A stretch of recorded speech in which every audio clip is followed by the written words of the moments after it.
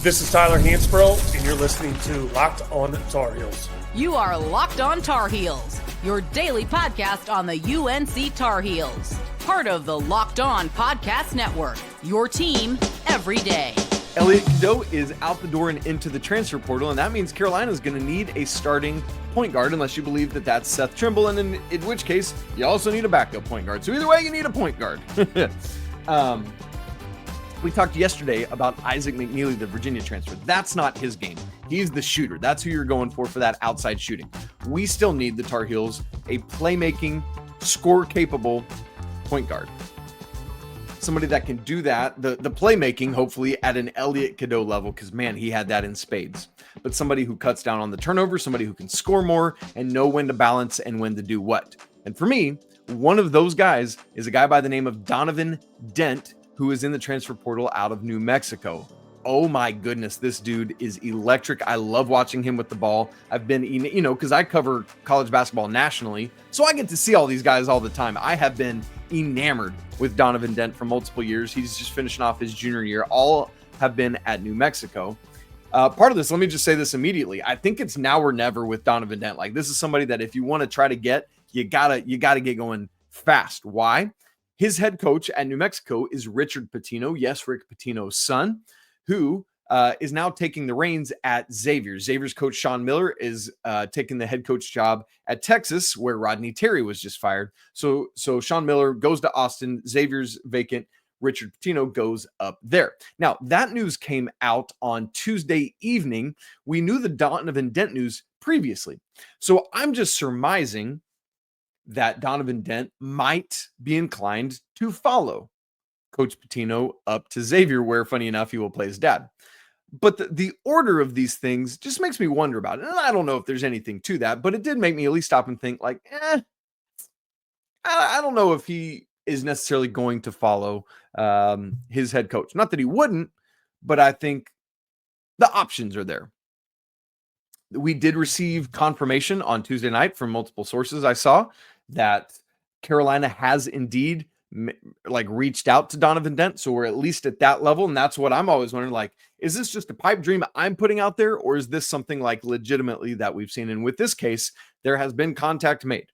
Dent, as I've already said, is a rising senior. Remember, no more COVID eligibility. So just 1 year for Dent. He's 6'2", 185.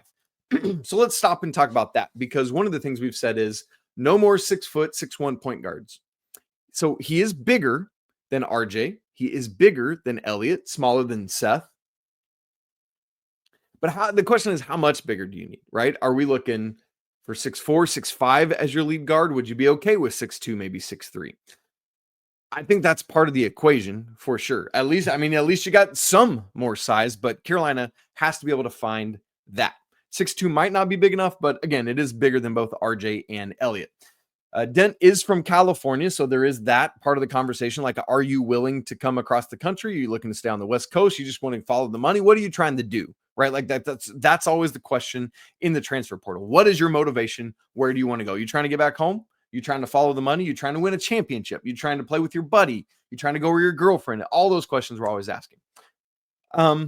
With Donovan Dent, yes, he's not coming from a power conference team, but the the Mountain West Conference is right there behind the Power Five of the ACC, Big East, Big 12, Big 10, and SEC. In college basketball, that's the sixth best conference. And so they're right there. So for me, there is no concern with Donovan Dent about a Christian Keeling, Cade Tyson sort of up transfer situation. That's not a thing, because this dude's got it. And we've seen it on the highest levels already. He is a Mountain West player who is a straight up dude. And if you need to know, all I got to tell you is he is the Mountain West player of the year this year. He led the Mountain West in scoring at 20.4 points a game. This is maybe all you need to know. Elliot Cadeau's career, we have to compare them, right? Like, it just makes sense to do that. Elliot Cadeau's career high in scoring is 19 points. Donovan Dent's average was higher than that this year. Let that sink in. This player who we're talking about going after has a higher average points per game than Elliot Cadeau's career high for any one game. Dent had 19 games where he was higher than 19 points this season. This season, Elliot Cadeau never scored more than 19 in either of his first 2 years in college. And again, that's not as much his game as is the setup. But the great thing with Dent is he brings both the scoring and the setup. That all comes together. And he does so, I might add, with a better field goal percentage than Elliot. Donovan Dent's career field goal percentage is 50.3%. Now, part of that is because he's not similar to Elliot, and this might be a deal breaker. He's not a volume 3-point shooter. But his career field goal percentage is 50.3% to Elliot's 43.2. That's the thing, man. That matters. So he's scoring more points more efficiently. What are we talking about? 6.4 assists per game to 3.1 turnovers per game. That's very commensurate with where Elliot's at. So you're right in line with that. Although we'll get to this, but his turnover percentage is much, much lower. 1.4 steals a game. That's a nice thing that he brings there. Again, he's not a volume shooter. 1.9 3-point attempts per game for his career, but makes them at 40.9% last year. So when he did take them, he hit them at a 40% clip. You can live with that. 2.3 rebounds. That's a number I'd like to see come up. So some pros, some cons with Donovan Dent. The pros: speed. He's a quick guard. He knows how to get to his spots. So it's not just that he's quick, but he's got high basketball IQ. So he knows how to use that quickness, right? Like, that's a dangerous combination. Now, I'm not saying he's Seth Trimble. Like, Seth Trimble is more athletic than Donovan Dent to my eyeball test, and honestly, from scouting reports that I read. But he is quick enough where he's going to be one of the quicker, more athletic guys on the team. He is above average in that regard.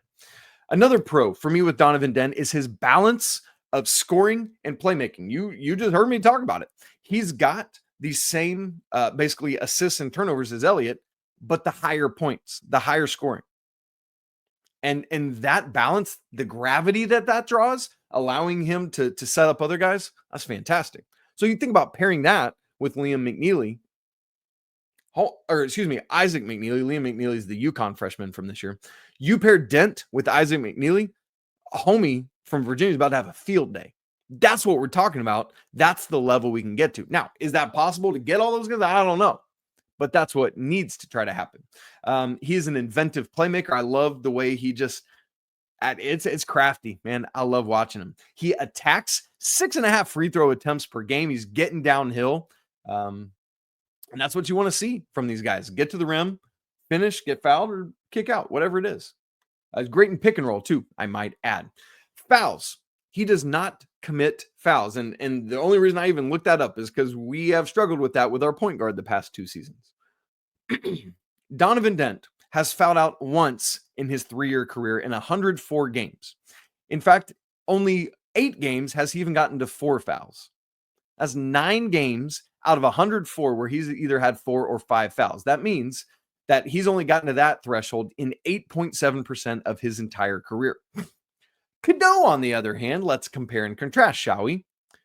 Fouled out 6 times in his 2 years.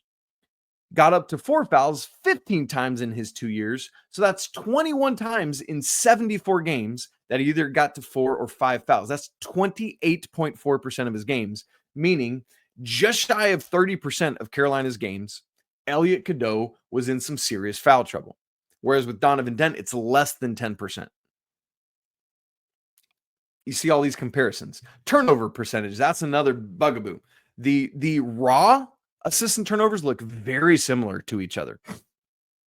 And Elliot's assist percentage is slightly higher than Donovan's. I think it's like 38% to 35% last year. But then you compare that to the turnover percentage where Elliot is 25.6, meaning he's turning it over basically 1 out of every 4 possessions when he's taking care of the ball, while Dent's is only 14.7. That's a massive difference, and that's why a lot of the pros there with Dent. As far as cons, he is bigger than Elliot and RJ, but he's still not that 6'3", 6'4". I think that's a hindrance. Rebounding, I need to see an improvement there, just over 2 rebounds a game. And again, I said it, but this could be the deal breaker. The fact that he is not a volume 3-point shooter. You know, we've seen Elliot a little more willing to do that, but it's that same kind of thing of like, dude, you got to be able to do that. You got to be able to pull that. And I like, is that there? That's something Carolina's going to have to decide how much it matters. At times, because of his capability to get to the rim, he'll force finishes a little bit. He just needs to get a little smarter and wiser with that. And then there's the defensive intensity, man. And because he goes so hard on offense, he's not always putting that out defensively. I need to see that from Donovan Dent. So, look, when I set up these transfer portal targets, I'm not just going to give you the rosy picture. I want to give you the possible warts as well. And so I hope I've painted that picture for you with Donovan Dent. All that said, I would love to have Donovan Dent. There's another Elliot Cadeau replacement that entered the transfer portal on Tuesday. We're going to discuss on the Thursday show, so stay tuned for that. But there are options is what's nice. So if you lose one off the board, really pursue after the other. We'll see what happens there. But I'm going to leave you in suspense about that until the Thursday show.